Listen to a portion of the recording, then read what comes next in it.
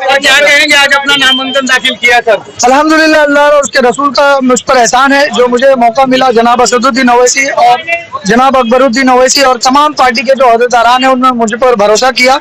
इंशाल्लाह मैं उनके भरोसे को तोड़ूंगा नहीं और उनके भरोसे पर पूरी तरह से उतरने का काम करूंगा। और गोवंडी की जनता को मैं रिक्वेस्ट करूंगा कि वो भी मुझ पर भरोसा करे। इंशाल्लाह इस बार उनको निराश नहीं होना पड़ेगा।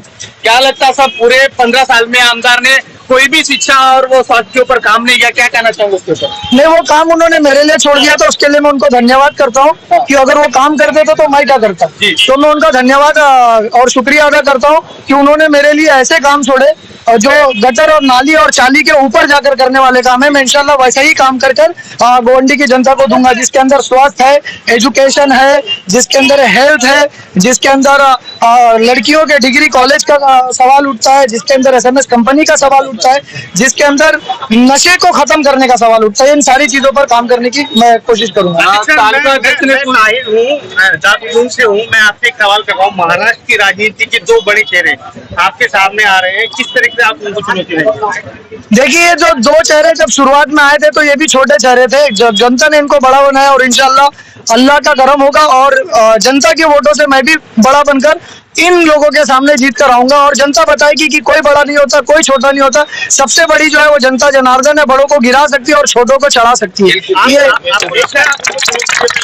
पूरी तरह मैं चुनौती दे रहा हूँ। आपको क्या लग रहा है? 4 साल से मैं चुनौती दे रहा हूँ और चुनौती के साथ साथ में उनको पूरी तरह से हर मुद्दे के ऊपर याद दिला रहा हूँ कि आपका ये काम है, आपका ये काम है, आपका ये काम है। फिर भी वो नहीं करते हैं, तो अब मैं इलेक्शन में भी आकर वो काम करके दिखाने की भी चुनौती में जो है वो दूंगा बिल्कुल।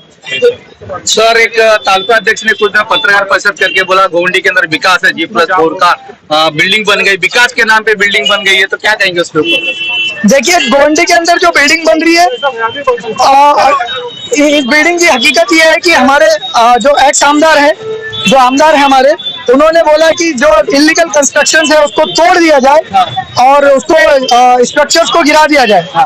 और ये जब स्ट्रक्चर्स बनते हैं तो उनके लोग ही जो पैसा लेकर स्ट्रक्चर्स बनाने की अनुमति देते हैं। करप्शन का मैटर है। लेकिन आमदार साहब का ये काम था कि जब आबादी बढ़ी तो इस लैंड को फ्री होल्ड लैंड करने की उनको बात करना चाहिए था।